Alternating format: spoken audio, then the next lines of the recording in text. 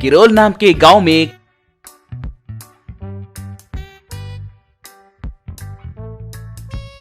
कपाड़िया और साहो नाम के दोस्त हुआ करते थे। वो दोनों बिना कोई काम किए यूं ही घूमते रहते थे। एक दिन साहो के पास कपाड़िया आया।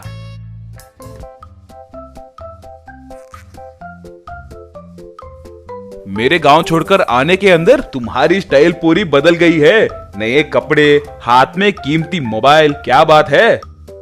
मैं नहीं बताऊंगा रे, तुम अपना दिमाग लड़ाओ। तुम ऐसे कौन बनेगा करोड़पति जैसे सवाल पूछोगे तो अच्छा नहीं रहेगा। बात बोलोगे या मैं यहाँ से चले जाऊँ? क्या बोलूं? तुम्हें लाइव दिखाता हूँ, चलो मेरे साथ।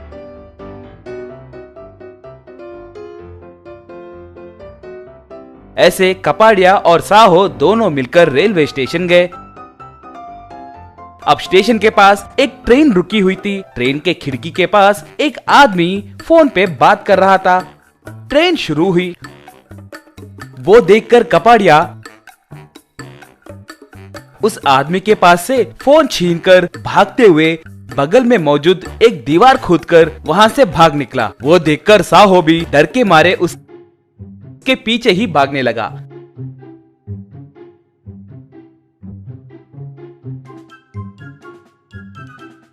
अब साहो कपाड़िया के पास आकर, रे निकम्मे, तुम ऐसे पैसे कमा रहे हो क्या? मेरी तो सांसें अटक गई थी। बाप रे, अगर गलती से भी उनके हाथ लगे होते तो हमें वो धोकर रख देते थे।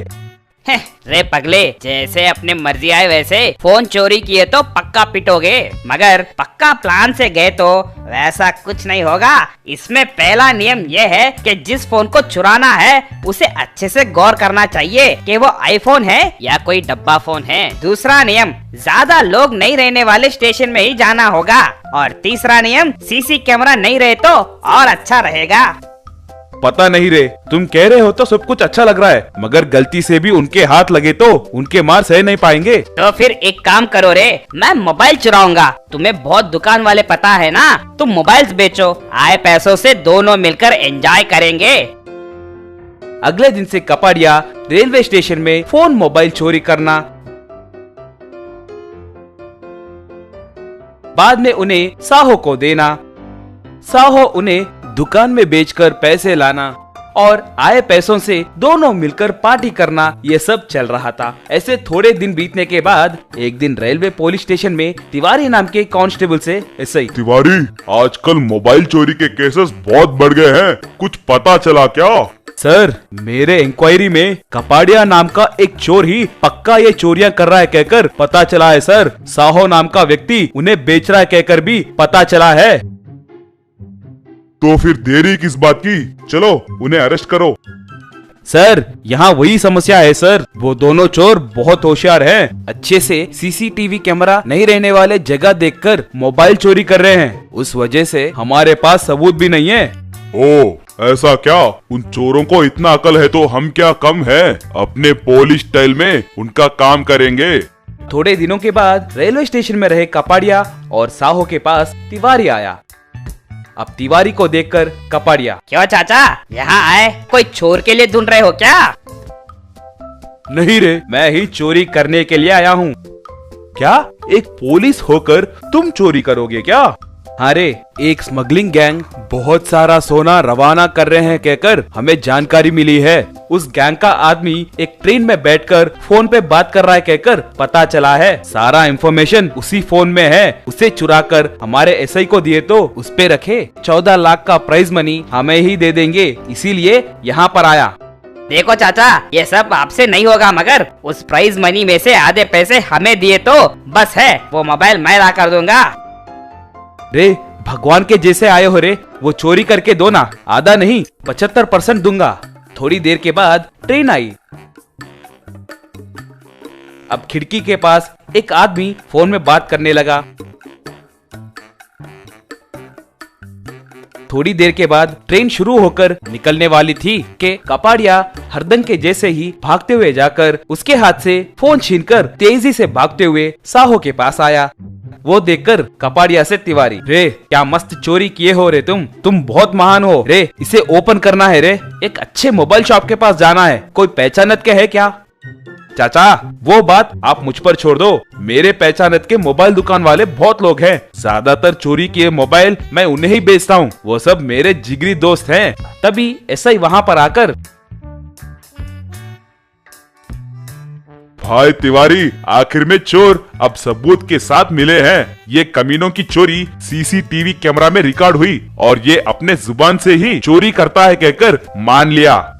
एसआई जी, ये अन्याय है। मेरे हिस्से के 7 लाख मुझे दिए बिना आप पुलिस वाले ही ऐसे हमें धोखा देना ठीक नहीं है। सिर्फ तेरा ही नहीं, तेरे दोस्त का भी हिस्सा मैं स्टेशन में दूंगा। चलो रे। कहकर उन दोनों को अरेस्ट करके ले गए। बहुत समय पहले एक गांव में रघु नाम का व्यक्ति एक नया ब्यूटी सैलून शुरू किया। रघु, आइए भाई आइए, आज ही शुरू हुई है beauty salon for men's and women कहकर पुकारने लगा। एक गंजा आदमी आकर, भाई हम जैसे गंजे लोगों के लिए भी आप विग तैयार करेंगे क्या? तैयार करेंगे सर, यहाँ हर तरह के विग्स तैयार करते हैं।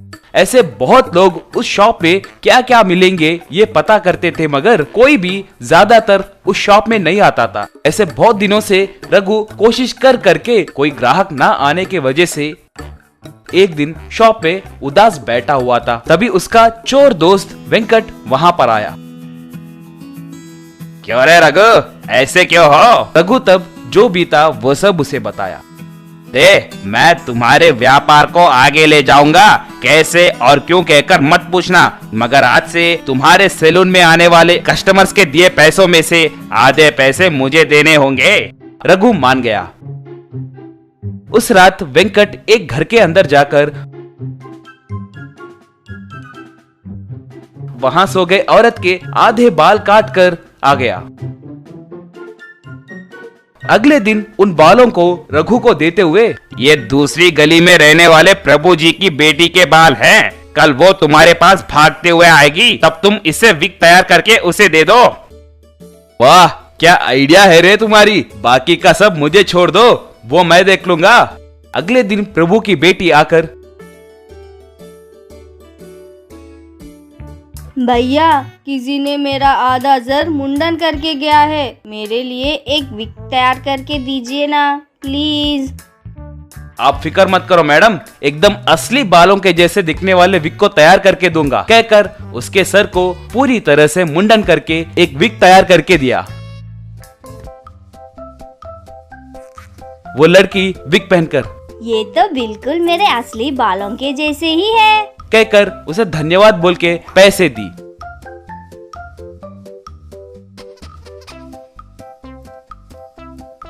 ऐसे वेंकट हर दिन आधा सर मुंडन करता था।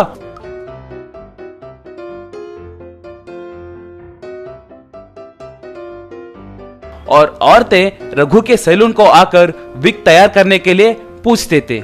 ऐसे रघु का व्यापार अच्छे से चलने लगा। थोड़े दिनों के बाद गांव वाले सब पुलिस स्टेशन जाकर पुलिस को कंप्लेंट दिए। देखिए किसी ना किसी दिन हम उस चोर को जरूर पकड़ेंगे। और कितने दिन हम ऐसे कंप्लेंट देते रहे, हमें आप पर भरोसा उठ गया है। हम अब स्केरी टीचर के पास जाकर उनकी मदद पूछेंगे कहकर वहां से चले गए और जाकर स्केरी टीचर से मिले। स्केरी टीचर को जो हुआ वो सब बताए। क्यों रे नालायको, तुम्हारे बालों को बचाने के लिए मेरे पास आए क्या? अपने बालों को बचा नहीं पा रहे हैं, इस बात की शर्म नहीं है तुम्हें? ठीक है, मेरे कहे जैसे करो, तब वो चोर मिलेगा और आप अपने बालों को बचा पाओगे। सब लोग उसकी बात मान गए। स्केरी टीचर एक आइडिया बोलकर उन्हें तेल देते हुए, देखिए परसों रात के सोते समय आप लोग ये तेल लगाकर सो जाओ। अगर चोर आकर आपके बालों को काटे तो इससे निकले गैस से वो हंसने लगेगा। सब ठीक है बोले। अगले दिन सुबह स्केरी टीचर रघु के पास जाकर 100 विग्स ऑर्डर दी। 100 विग्स क्यों ले रहे हैं मैडम? लेडीज फैशन के लिए रे भाई, अर्जेंट चाहिए, 2 दिनों के अंदर चाहिए, 1 लाख रुपए दूंगी, बोलो करोगे कि नहीं? क्या 1 लाख रुपए? करूंगा मैडम कहकर मान लिया। स्केरी टीचर वहां से चली गई। रघु तुरंत वेंकट के पास जाकर सब बताया। रे भाई वो विगों का ऑर्डर मिला है रे, 1 लाख रुपए देंगे बोल रहे हैं। कुछ ना कुछ करके 2 दिनों में 100 लोगों के बाल काटने होंगे रे। तुम्हें उतना बड़ा ऑर्डर किसने दिया रे? वो बिजनेस सीक्रेट है रे, नहीं बोल सकते। पहले 100 विक्स कैसे लाए वो सोचो। 2 दिनों में उतने बाल काटना मुझसे नहीं होगा रे, तुम भी मेरी मदद करो। ऐसे वो दोनों मिलकर अगले दिन रात के समय एक एक घर के अंदर जाकर एक औरत के बाल काटने की कोशिश की है, मगर उन बालों में पहले से तेल लगा होने के कारण वेंकट ये क्या रे, हाथों में तेल लगा हुआ है, ये कौन सा ऑयल है? कहकर हाथ को नाक पर लगाया। बस वेंकट हंसने लगा। रघु भी उस तेल का बू सूंघने के कारण दोनों जोर जोर से हंसने लगे। अभी घर में सब लोग जाकर उन दोनों को पकड़कर खूब पीटे और पुलिस वालों के हवाले कर दिए।